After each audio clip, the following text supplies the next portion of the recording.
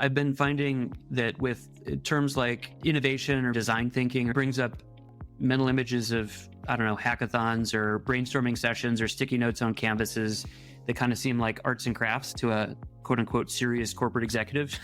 If we're defining innovation as how to make the best decisions possible under conditions of uncertainty, then that's a capability that's directly relevant to creating value for customers, increasing shareholder value. Lean startup to us. At the center of it is build, measure, learn. Build is frequently misunderstood. It's what's the most minimal and yet still viable experiment we could build to achieve that learning. Notice I didn't say the product necessarily.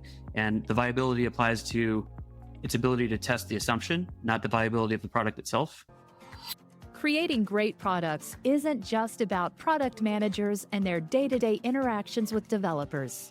It's about how an organization supports products as a whole, the systems, the processes, and cultures in place that help companies deliver value to their customers. With the help of some boundary-pushing guests and inspiration from your most pressing product questions, we'll dive into this system from every angle and help you think like a great product leader. This is the Product Thinking Podcast. Here's your host, Melissa Perri. Hello, and welcome to another episode of the Product Thinking Podcast. Joining us today is Ben Hafele, the CEO of the Lean Startup Company. His focus is on bringing the latest Lean startup practices to organizations looking for a sustainable way to manage the pressure to grow. Prior to joining Lean Startup Company, Ben built the Lean Innovation Program at Caterpillar. He has worked with over 400 startup innovation and product development teams spanning 5 continents. Today, we're going to talk about innovating in large companies, what to do and what not to do. But before we talk to Ben, it's time for Dear Melissa. So this is a segment of the show where you can ask me any of your burning product management questions. Go to dearmelissa.com and let me know what's on your mind. Today's episode is brought to you by LiveBlocks, the platform that turns your product into a place that users want to be. With ready-made collaborative features, you can supercharge your product with experiences that only top-tier companies have been able to perfect. Until now. Think AI co-pilots like Notion, multiplayer like Figma, comments and notifications like Linear, and even collaborative editing like Google Docs. And all of that with minimal configuration or maintenance required. Companies from all kinds of industries and stages count on LiveBlocks to drive engagement and growth in their products. Join them today and give your users an experience that turns them into daily active users. Sign up for a free account today at liveblocks.io. Here's this week's question. Dear Melissa, as a director of product and operations for the e-commerce division of a pharmacy chain, I oversee a 1P e-commerce platform integrated with a health tech component. Within our structure, there's also a director managing the commercial strategy, deciding what products we sell and which to prioritize online. Our long-term vision is to evolve into a marketplace where a digital presence offers a broader selection than our physical stores. In this context, how would you define the role and focus of the product management and operations area? Specifically, how can we ensure alignment and maximize value within a broader ecosystem that includes both commercial, strategy, product, and operations? So it sounds like in your case, you do have many people involved in trying to figure out what the desired customer experience is. So a commercial strategy person who's actually figuring out what should you sell through the marketplace. You've got yourself who's a digital strategy person, and then you've got somebody who's working on operations. So in a company like this, which is very common, by the way, this happens with banking, this happens with e-commerce, with all different types of companies, you're going to want to work with those 3 people together as a team to figure out what the desired customer experience is. So your customer journey is going to take place outside of the digital area of your product. Is probably going to be talking to people or through operations and services. They're going to be buying something from the marketplace, and they're going to be interacting with that digital marketplace. So what you want to do is work together with those people and try to figure out what is that customer journey end to end, and what can we do to use technology and digital tools to make it more seamless. You want to try to figure out what they need to know about what they're buying, why are they buying it, how does it integrate into the rest of that journey, what they should be able to provision from it, if they have to do anything with what they buy from the marketplace digitally. All of that stuff is within your scope as a digital product manager. But you're going to want to really work with that commercial person and with the operations person to figure out where there are handoffs, how you can incorporate what they're doing, and how you can best present that back to the customer. So typically in organizations like this, for example, if you were working in banking, you'd have somebody who's figuring out what the banking loan is that you're going to offer someone based on their credit score, X, Y, and Z, all of that. So that's like a banking product. But the digital experience person is figuring out how they apply for the loan, what information they'll need to actually figure out what kind of loan they could do, how they provision the loan, how they take care of it afterwards, how you notify people, how you give them the information they need to figure out how to sign up for the loan, all of that different stuff in the journey can usually be solved through the digital tools. So that's very similar to the capacity that you're going to be in as well. So the biggest issue you want to avoid here is having the commercial person who's figuring out what you're actually selling, just dictating down what the digital strategy is. That's your job, right? So as a product manager, you want to step up, deeply understand what you're selling, how your customers will be using it, why they would buy it, how it fits into their journey, what that journey actually looks like. And then what could you use your technology for to make that journey more seamless, more valuable for them so that they get their problems solved. So that's your experience, right? You're trying to figure out all the digital touch points that come in there. So a good kickoff is sit with those two other people on operations and the commercial aspect of it, map out that entire customer journey end to end, not just touching digital, but everything from the moment they have that problem to the moment that their problem gets solved, and then go and figure out where the digital touch point should be and how you can use technology to better solve their problems. Now, that's going to be your strategy for how you build this out in the future. So I hope that helps. And again, if you have any questions for me on Dear Melissa, go to dearmelissa.com and let me know what they are. Now let's talk to Ben. Hey, Ben, welcome to the podcast. Hey, Melissa, thanks for having me. So I'm very excited to have you on because I've been a longtime follower of Lean Startup. I actually started getting into a lot of the experimental product management stuff that I do because I went to a Lean Startup Machine workshop back in the day, read Eric's book. So can you tell us a little bit about the Lean Startup Company and about yourself, what you guys do? Sure. And just for the record, I'm a huge fan of your work as well, and really appreciate everything you've contributed to this space and use it all the time. My name is Ben Hafele. I am the CEO of the Lean Startup Company. My background is in a mixture of startups and corporate innovation. In addition to coaching startups and being a lead mentor at an accelerator, also was the lean innovation person at Caterpillar. So that was our kind of corporate innovation arm at Caterpillar. It's still in existence today, which is really cool. And before that, I spent a lot of time in market research and new product introduction, which is one of the reasons I'm a big fan of your work. And joined the company back in 2020. And we just get to work with big companies all over the world in a super eclectic array of industries and really interesting use cases.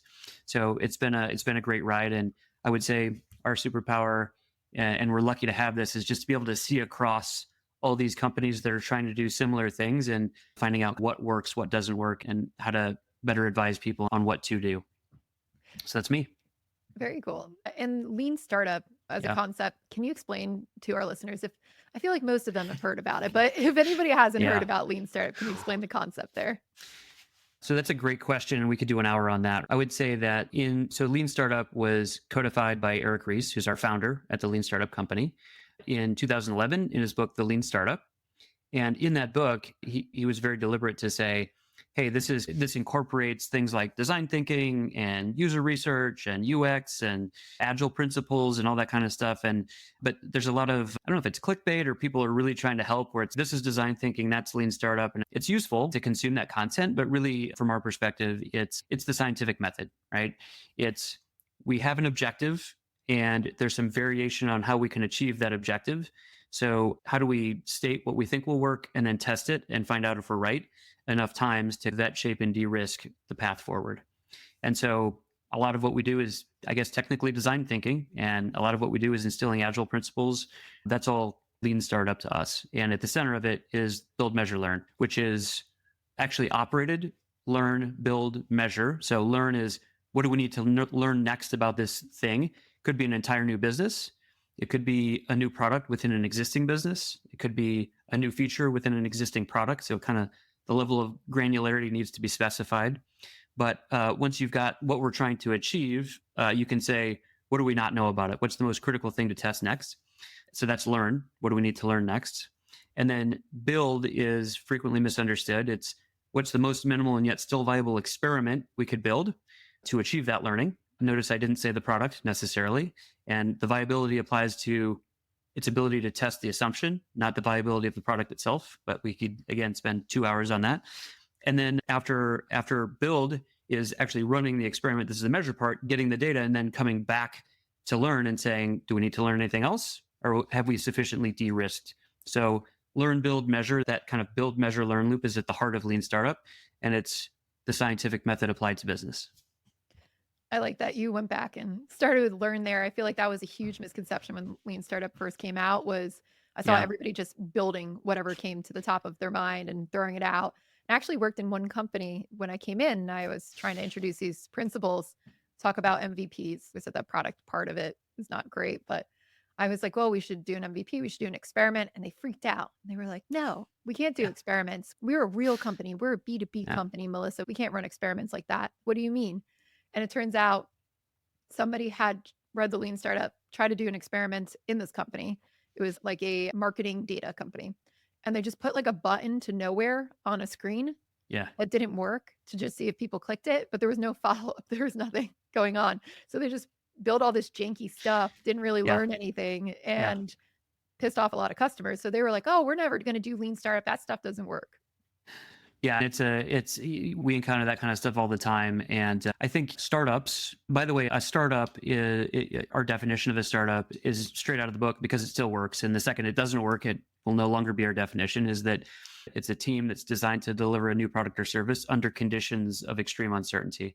So it's the uncertainty that makes a startup. And a startup that's out in Silicon Valley at Y Combinator is basically saying, we don't know if we should build this thing. Let's find out if there's a there.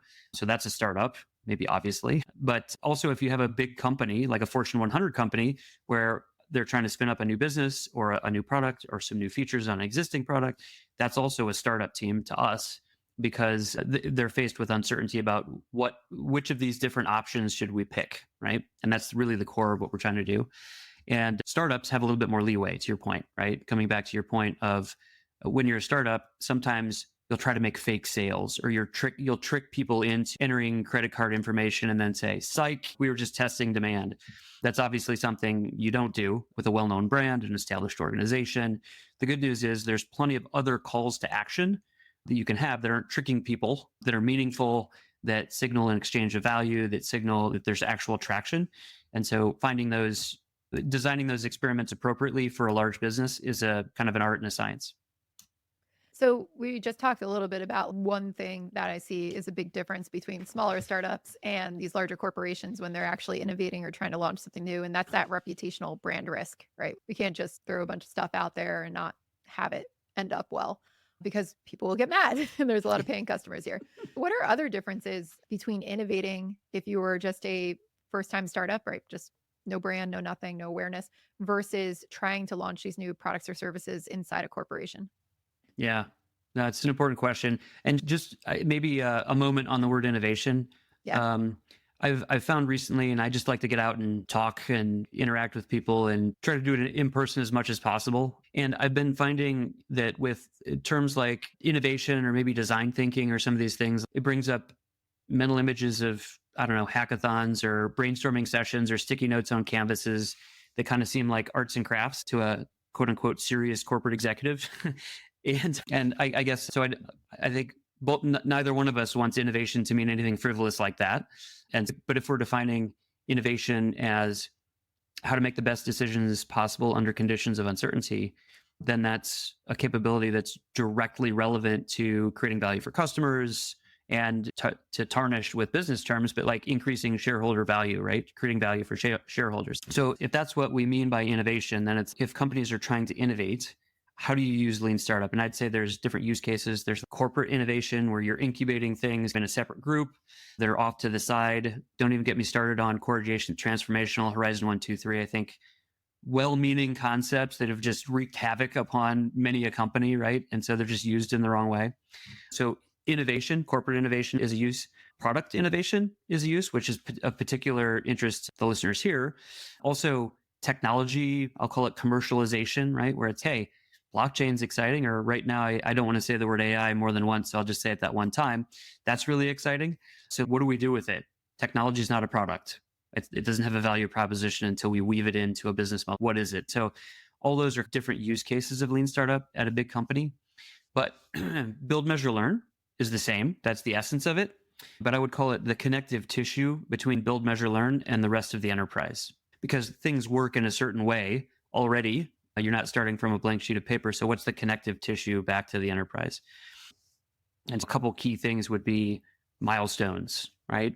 So for this collection of features that we're going to evaluate for the product, or for this collection of products that we're going to evaluate to achieve the vision, or this collection of new business opportunities, whatever it is, what are the milestones? For products, a great base set of milestones is, do we understand the customer problem?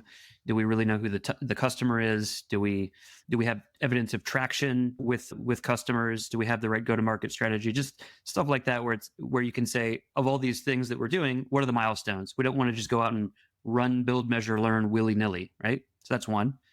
Another one is strategy. So alignment with strategy. Putting the wrong things into the funnel or the framework is bad for two reasons. Number one, you're testing and validating something that's never going to go anywhere anyway, because it's not strategically aligned. And you're soaking up the limited bandwidth that whatever team you have has to actually work on the right things. And so the number of exasperated product teams or innovation teams or technology teams that I've encountered, or that we've encountered at Lean Startup Co., is unfortunately very high. And it's because they don't have a good strategic filter for what they should be working on in the first place. They're just doing stuff. I have come into a lot of organizations, and especially when I first started freelancing and first started consulting, lean startup was the rage, right? Like MVPs were out there. Mhm. Actually, it was way bigger than product management. At first, I tried to come in and tell people, oh, you need a product management, you need a product strategy. And they're like, no, we don't need that. So all these large companies were either going agile, and they didn't really understand the concept quite yet about product ownership or product management. Any of that stuff wasn't quite on the docket yet. Agile was just very new, but lean startup had been all the rage. And one company brought me in to help train these lean teams they were setting up. And I thought it was the most noble of intentions. I thought it was amazing. Company that's been around for over 100 years, this big financial institution. And they said, we want to help our people innovate. So they took people from inside the organization, set them up separately in these lean teams. We were in separate rooms. They said, we're going to help these people think like a startup so that they can learn to experiment within this company. And I would come in and I was teaching them about build, measure, learn. I was trying to slip some good product management practices in there as well under the guise of lean teams. And what happened with it is, when I came in, I asked, what are the goals that they're experimenting towards? Are you trying to create a new business line? Are you trying to increase revenue? Are you trying to do this? And they're like, oh, we didn't really set up goals for them. We just want to teach them to experiment. So I said, okay, let's try to find some goals. What could they do this around? And we searched, and they ended up, the things that they could control, because they didn't have buy-in for this from a business line perspective, let's say from a top, right? Were very small. They were very minute. And they had the teams looking around for what they could affect, rather than saying, hey, this is what I want you to affect. And it was so tiny that these teams who did great work under these conditions, they went out, they experimented, they tried to run experiments, they found out what they could improve, but then everybody dismissed it because it was so small. It was like, oh, well, we don't really care about X, Y, and Z with 20%. Yep. That's just not really important for our business. And to their credit, that was the feedback we gave them, and they iterated on it. And they said, okay, I said, you need to do this attached to a product line now, right? Like something within a business that you care about. And that was the next iteration. And then they iterated. And now we're on to setting up product management as a whole in there. Yep. But it's been really interesting to see how people have approached this in different segments to try to figure out how to weave this into their organization. Yeah. And I think you're exactly right. It's about saying, here's the strategic filter, and it needs to be as narrow as possible, quite frankly. It needs to be aligned with corporate strategy. It needs to be aligned with business unit strategy, because if you do a good job of incubating something that no line of business in your company will ever scale, then why are you doing it? And so that amount of, and for some reason, defining that strategic filter, it doesn't take an incredible amount of work, but for some reason, companies are just incredibly reluctant to do that. And they say, let's just get on with the lean startup stuff. And you're like, no, we want to make sure you're getting value for your money. Let's spend a little bit of time up front thinking about the strategic filter. And I'll also mention, if we think about like a funnel where we've got a vision and then we've got optionality about how to achieve the vision. And the funnel is the narrowing in of exactly how we're going to achieve the vision. You know, what we expect to come out of the funnel is really important. So, I was just talking with a customer earlier who's, we have a $2 billion target by 2028. Okay. That's really helpful because now how much do we have to load into the top of the funnel in order to get 2 billion out of the bottom? So alignment with different strategies across the organization, of course, which should all be integrated. And you obviously have done a lot of evangelizing on that. But then also, what do we expect to get out? So let's make sure we put enough in, because it is a funnel. The whole idea, the whole shape of a funnel is a funnel because of pivot, persevere, kill. Mm-hmm. If we're not killing any of the things that we put in the funnel, or we're not pivoting, then it's a tunnel. It's not a funnel. But whatever you start, you're going to finish no matter what. And that's not innovation, because by definition, we can't pick the winners. Right? Yeah. The top of the funnel piece that you were talking about, like I see a lot of organizations who go, hey, I just want to start a new business line that makes $2 billion a year. And then they tell people to go. That's the strategy. Obviously, I've seen that not work out. What do you need? What's the right conditions to set up a team to say, hey, okay, now you're ready to go out and actually explore what's going to work? Yeah. So it's double clicking on the strategic filters, right? Which it's an easy thing to say, but it is involved to design those. I always like to have some sense of, there's different words for this that different customers of ours use, but sometimes I'll call it an exit strategy partner. Which business line would take this were we to successfully incubate it? That's also been called the execution partner. Got one client that calls it a homeroom. Doesn't really matter what we call it. It's where do we think this is going to land? And it actually gets back to one of the things that's different about lean startup at a big company is thinking about resourcing, right? When you're a startup, Y Combinator, whatever, you're like, we need people to do this work, and it's really clear who you need, and you don't have to do change management as much because you're not handing it off to a business unit. And the word handoff is really important. I'll come back to that, hopefully. Starting with the end in mind, about in some cases we know where it would go, in other cases we don't, and constructing the team appropriately. So another big one is, who does the build, measure, learn work? And of course, I would say it needs to be a small cross-functional team, small as possible, to be still cross-functional enough to run, build, measure, learn on those early milestones. But there's also a change management piece to it. So if you're in a corporate incubator or you're even within a business unit, you want to start small. You don't want to get too many people involved because there might not be a there. If you've got 5 milestones, you might not make it through the first 1 or 2. It's a funnel, right? Not everything's going to make it by definition.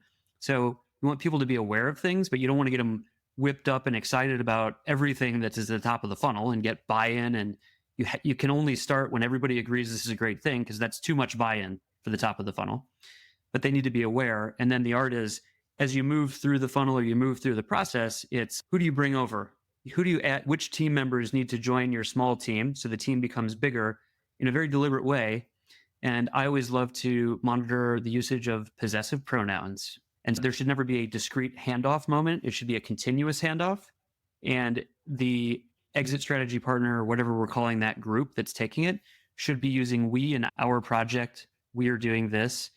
The second they start saying you people over in product, or you people over in innovation, or you people over in technology or R&D, you're like, all right, time out. Pronoun violation. Let's go back and where did we go wrong? Because this is all about us, right? If you don't feel ownership over it, there's no reason for us to do this, because this is your project. This is your initiative. And if you don't feel ownership over it, there's a very small chance that you're actually going to scale it. So we shouldn't be working on it in the first place. I've seen that a lot, this us versus them mentality when you have these innovation teams. And I think that's something that a lot of organizations are trying to grapple with. People are in the part of the business that is making all your money, which is important, right? Are looking at all these people in the innovation going, hey, they get to work on the cool stuff. I have to fix this legacy platform, and your legacy platform could be making tens of billions of dollars, but they're still not going to be happy about fixing it. Versus those people got to do fun, cool things and experiment and do all the new stuff, and they don't have to worry about it. How do you deal with that? What's the right way to set that up so you don't have that kind of friction? Yeah. And I think I mentioned the arts and crafts feeling. It was like what you're talking about there, which is, hey, that's all great, but like the rest of us have real jobs to do. Mhm. And so making sure that it's not arts and crafts and that it's directly tied to something in the strategy that's really important. I've never met one P&L owner who didn't have a couple things that they thought, oh gosh, I think there might be something there, but I'm not, would love to explore that. I'm not sure. Right. And that's the stuff we want to work on. Not, hey, wouldn't it be great if we had a AI powered drone that does 3D printing, whatever, just like technology for technology's sake. I would say that like innovation itself is a good use case. And I mean like corporate innovation, like somebody's called the innovation manager or whatever, is a great use case for lean startup. A lot of the work that we do and that lean startup has worked for is just good old fashioned meat and potatoes product strategy, product management, right? So it's, hey, we have this vision of what we want to achieve in the world. Is this product, should we even invest in this product in the first place? Where should we be going with the product? We have assumptions. Let's go use build, measure, learn to test those. And then at more the product management level, it's, hey, we've got a roadmap at what's the best way of implementing this feature. It's a narrower scope of uncertainty, but still uncertainty nonetheless. So what's the right experiment to run when we're making a little bit more micro decisions on maybe a weekly basis? And I actually prefer the product application of Lean Startup where there is no handoff because it's the product team from start to finish, and handoffs are the death knell of whatever it is we're talking about. I've yet to see a way for one group of humans to explain to another group of humans what happened and what the market requirements document is, to use an old-fashioned term, or whatever it is. So that continuous handoff is best practice when handoff is necessary, but best practice is no handoff at all, because product teams are the ones who are running experiments. They're looking at the data. They're coming back and saying, what do we need to learn next? And that's the best case scenario in my view. To me, that's what I've seen too that works really well is you're not just taking this team and throwing them out into this other area to innovate and then bring back from the mountain. This is what we decided to build. Yep. I like you're on the mountain because I often say, hey, we're an innovation team. We've come up with this amazing thing and we're going to bestow it upon you, which is very down from the mountaintop. So. Exactly. So what you were talking about with the innovation team not being separate from product strategy, I totally agree. I've seen that not work out well too, because what happens there is your innovation team comes and they're like, oh, we figured it out. This is the product strategy. Here's what we're going to say from down the mountain. Go work on it. And the team just picks it up and goes.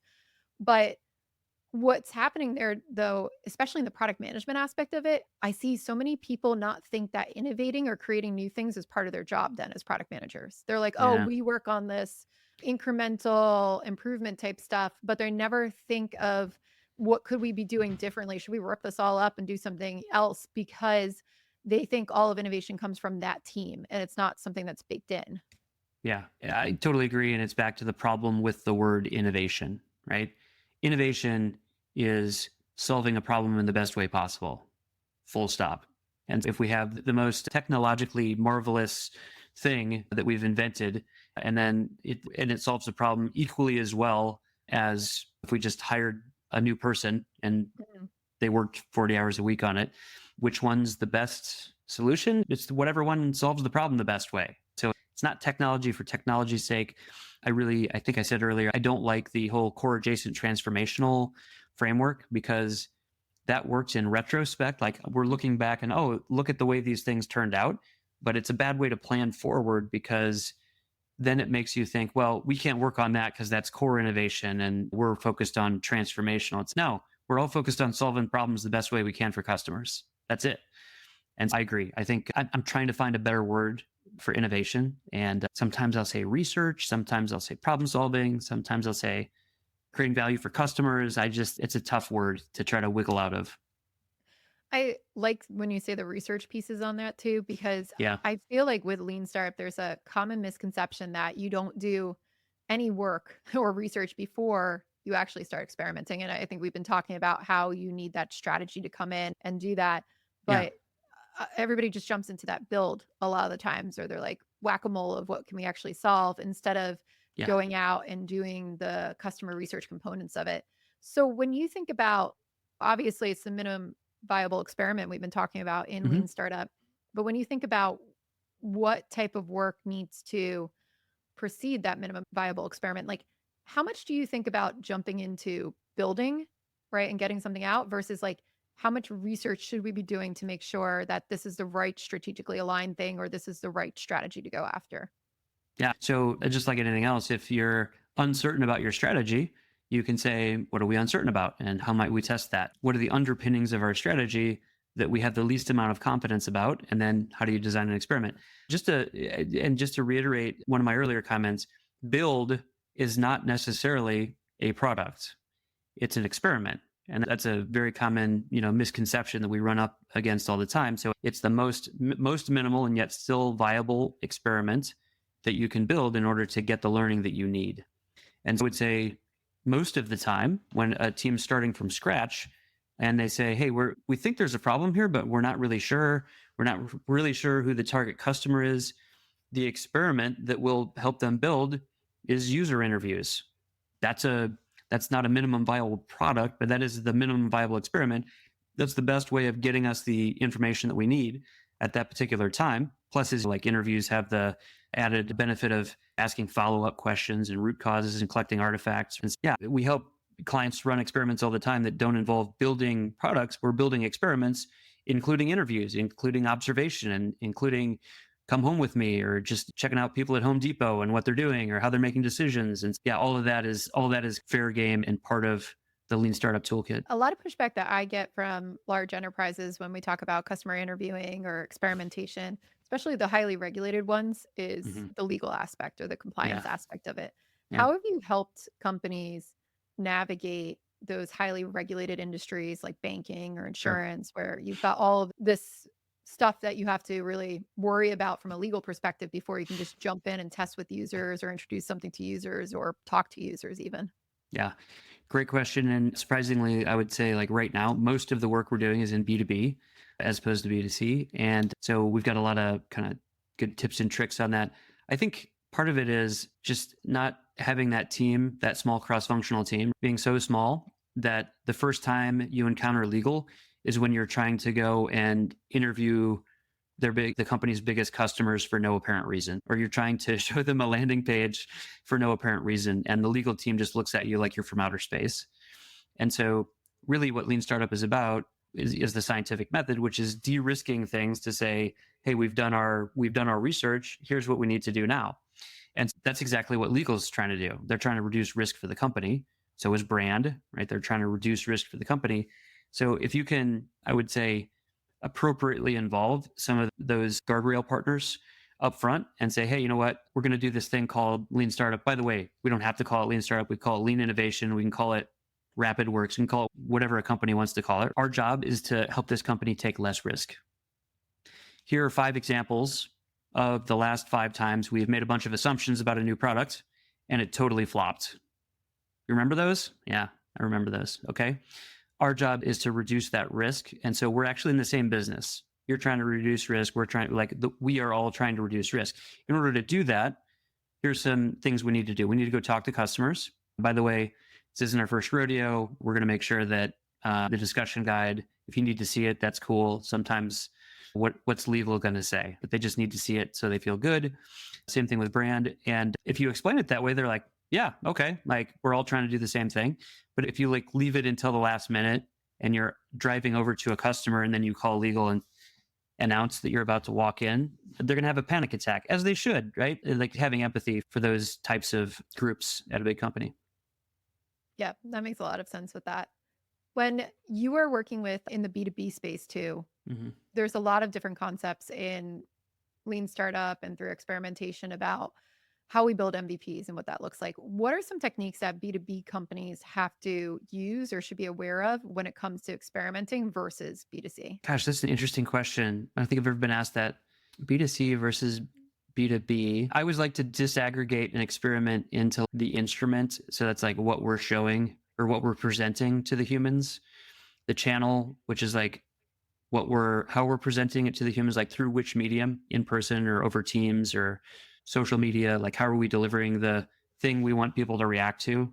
And then the call to action, which is what do we want somebody to say or do in response to the call to action?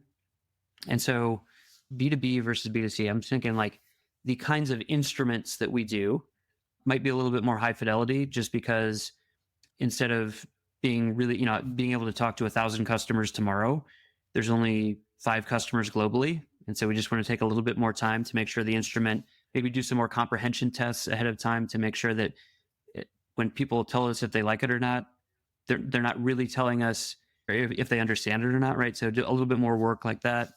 In terms of the channels, I don't think there's a big influence on that. And then the calls to action, that's really where legal gets nervous, right? As they should. And so we just always want to make sure that we're not promising anything to a customer. For example, one of my favorite calls to action is a variant of, we're looking for candidates for the pilot program. And if it's like Groupon, right? To use an old, but probably an old term now. And so if we get enough interest in this, the deal's on. If it's not, then we're not going to do a pilot program. We're looking for people that want to be a candidate in the pilot program. I'm not promising that we're going to do a pilot. But I'm saying, give us your information. And by the way, the pilot's going to be a little bit of a pain in the ass. Like, you're going to have to do X, Y, and Z. It's not easy, but if you really like this thing that we're proposing, then you can sign up to be a candidate. And so that's like an appropriate way of doing B2B call to action, because you're not promising anything. It's onerous enough that if you're just slightly interested, you're not going to go through the rigmarole to actually sign up. So just maybe more carefully thinking about those types of calls to action, because you only have so many at bats when there's only X number of customers globally. I like that. The call to action, it sounds really nice. It's, the candidate piece, especially. So this is getting around that. Yeah. Or some of the stuff that I've seen too has to deal with releasing alphas or betas in ways where it's small pilot groups of people actually using it. So we know we might be building this, but we're still tweaking it. How do you think about should we think about stage gating for experimentation around that? What kind of tools should people have to be able to experiment in that type of B2B context? Yeah. I think it comes back to some of like the milestones that we were talking about earlier. So they're a little different for every company. So they're different for a B2C versus a B2B, different for different industries, highly regulated, not highly regulated. And so it's just, here are the things we need you to prove in order to unlock another round of funding for you, right? We haven't talked about metered funding, but that still is the best way of kind of funding things in the space. And here's the types of experiments that we want to see. And here's a toolkit for you. And like you said, that'll be a little different for every company, but you're not just saying, hey, you've now been to a 8-hour boot camp on Lean Startup, go get them, Tiger. That can be helpful to produce some initial proof points, but it's not going to produce the kind of systematic change that most companies are looking for. That's cool. In product operations, in our book, Denise and I wrote, we write about how product ops is supposed to be giving you an experimentation toolkit, like putting the boundaries around it, all that different stuff. So I like that. Yeah. And there's an 80-20 rule, right? I keep looking for this quote. I think it was like Bruce Lee, or it was a martial arts expert that said, if you know these 7 moves, 80%, you're 80% expert. Yeah. And there's a lot of exotic types of experiments and everything, but there's also just the basics where if those, you're really effective as a lean startup or a product experimenter. What are the types of basic experiments you would suggest that people learn? Yeah, no, I love it. I would say number 1 would be problem interviews. So just going out and trying to learn. And I would say like observation would either be included in that bucket or separate, right? Where it's like learning how to professionally observe someone in addition to interviewing them. So that would be my 2 and kind of earlier milestones. I would say comprehension tests, making sure that people actually understand what it is you're trying to communicate. And if they don't understand, it's not their fault, it's your fault as the experimenter. And then solution interviews, which is fundamentally different. And then I would say front door tests, also called smoke tests, also called a number of other things, where you've got some sort of a marketing MVP where you're representing. And by the way, this is also, now that I'm thinking about it, a great technique for B2B, which is, and let's just take Caterpillar, for example, right? I spent 13 years at Caterpillar. You got like a $2 million dump truck. What's the MVP? Well, let's not build a $2 million dump truck and then find out if anybody wants it. How do they make a decision now? Well, they look at the marketing material. Does that have the horsepower I need and the haulage and whatever? So it's, for a lot of B2B, especially companies that make really big stuff, it's make a marketing MVP and find out if anyone's interested, right? So that's typically the kind of an instrument that we would use in a front door test. Pricing experiments also obviously very important. And if I had to pick, you can apply those things to different parts of the business model as well, not just customers and the product. And then I would just say just a collection of growth hacking techniques as well. So a lot of people stop at, hey, the product is great, but they don't go far enough to say, how are we actually going to get the word out? And they don't experiment with the right marketing and distribution channels and everything like that. So those would be my my main picks for achieving the 80-20, the Pareto principle. Nice. So if you're in a corporation and you're deciding, hey, I want to start teaching people these principles, Yeah. bake in innovation, like where would you suggest people start? We've moved away a long time ago from just doing like training. Training's good to get people interested and kind of on the same page, but really the rubber hits the road when you actually do it. And all of the training and coaching and stuff that we do these days, or we help companies do, is in the space of let's identify real initiatives, right? Teams working on new features, new products, new entire businesses, whatever it is, and actually run that through a pilot, right? It's a collection of training and coaching where you're actually working on a real initiative. And so the reason we like that is there's two benefits. Number one, you're building the capability. By the way, I don't know if anyone is interested, but the Lean Startup Company isn't a pyramid-shaped organization where a bunch of junior people are trying to get billable hours to do Lean Startup. We're capability builders, right? We don't have anyone like that does that work. And so our job is to help companies to be able to do this without us. And I think that's in line with maybe the way you were framing the question is, if you're trying to do this at a company, what's the best way? It's by doing, because one, you're building the capability. There's a difference between reading a book about swimming and jumping in the pool, right? So you're actually doing it, which is a great way to build capability. And second of all, you're producing proof points. And oftentimes this type of activity is linked to some sort of change management goal where it's like, hey, we want to be more customer centric. We want to be more iterative. We want to be more connected to the market. And when you can demonstrate, hey, we went faster. We killed it. We killed this feature and we didn't even know we could do that, right? We didn't know that was allowed.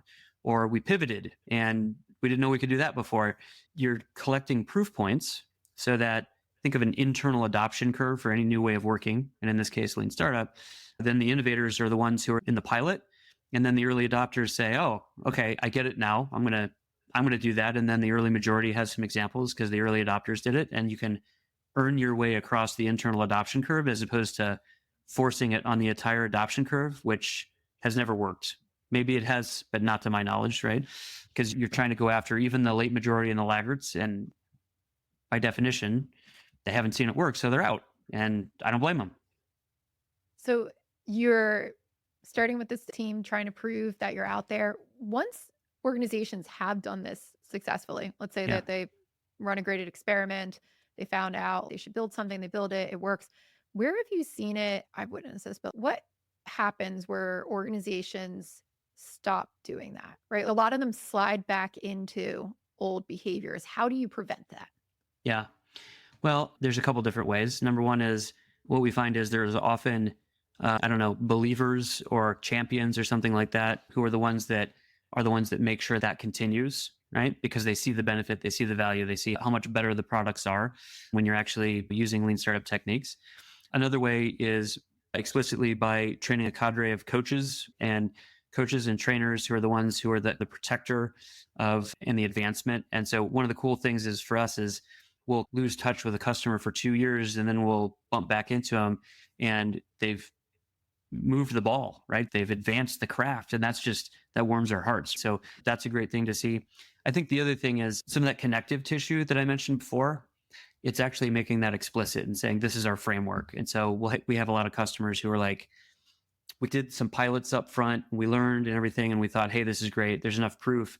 Now we're going to call it FastWorks or RapidWorks or Lean Innovation or whatever they want to call it, right? Like the Company X incubation, something, product management, whatever. And then they name it themselves. And then it's back to the possessive pronouns. This is our process.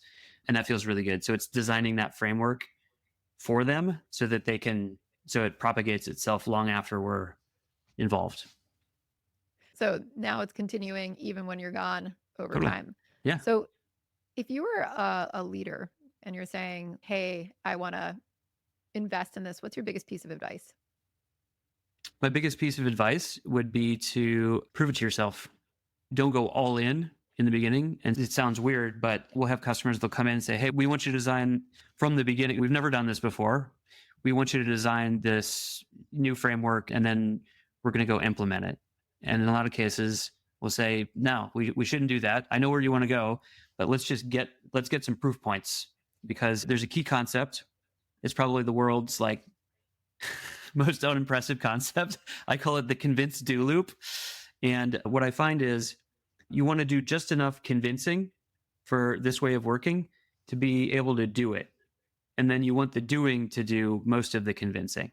The approach you don't want to take is I have to convince everyone, all the stakeholders, all the VPs, the C-suite, R&D, everybody that this is the best thing since sliced bread. And I have to get all the buy-in. You're trying to convince the entire adoption curve in order to just get the right to do the first little thing. And that just doesn't work. And sometimes people will look at me and say, aren't you in charge of sales for the company? I'm like, yeah, I am, but I wouldn't recommend you spend that much money with us. So we're an impact driven company. And I just know that it'll implode under its own weight. If it's just so big in the beginning that we'll never actually get the right to do anything because there's too much convincing. So balancing convince do is probably my unimpressive framework for judging how to balance that. It's the same advice I give product managers who ask me like, hey, I want to work this way. I want to do this stuff. And I'm like, what can you, like, don't go try to convince your whole organization that you should work this way. Just take ownership of what you have, convince like your direct people that you should go do it and just act, right? Like act and then demonstrate. And that's how I see people make a lot of good progress.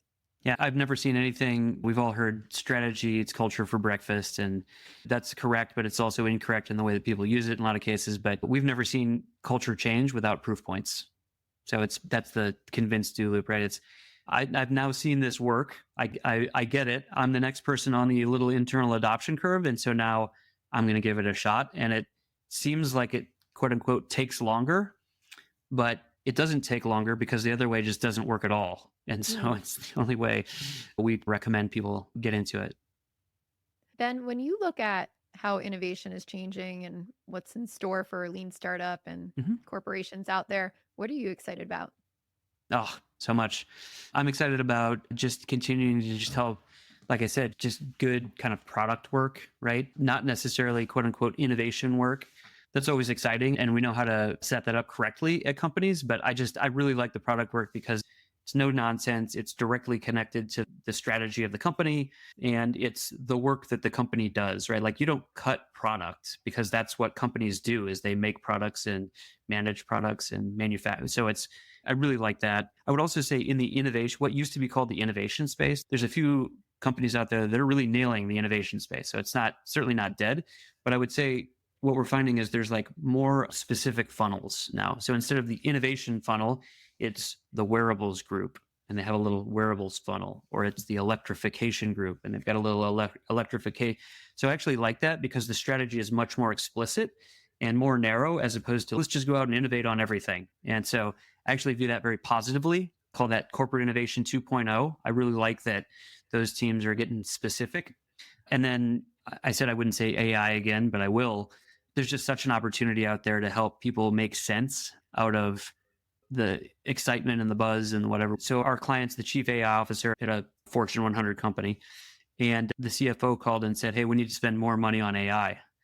And thankfully, our client's a lean executive and said, hey, I'm more than willing to take the check, but we need to make sure that we're spending it wisely and that it's in line with strategy. We don't want to just spend it to say we're spending it. So there's just a lot of waste out there when it comes to AI and having a disciplined approach, like we talked about, milestones and strategy, who does the work. We didn't talk about governance, which is a big one. Can tell a lot of stories about that. All those kind of design parameters on the connective tissue for lean startup, super important. Not hard at all. Pretty simple, as a matter of fact, but most companies, for some reason, like to skip that part. Well, I'm excited about this coming up too. Thank you so much, Ben, for being on the podcast. If people want to reach out to you and learn more about yourself and Lean Startup Company, what can they do? Well, great. My last name is Hafele, so hopefully that'll be in the show notes, Hafele. So you can find me on LinkedIn, Ben Hafele. You can also go to leanstartup.co to learn more about the Lean Startup Company. And then my email address is ben.hafele@leanstartup.co. Cool. And we will definitely put all those links in the show notes at productthinkingpodcast.com. Great. Thank you so much for listening to the Product Thinking Podcast. We'll be back next Wednesday with another amazing guest. And in the meantime, you can send me all of your product management questions to dearmelissa.com. We'll see you next time.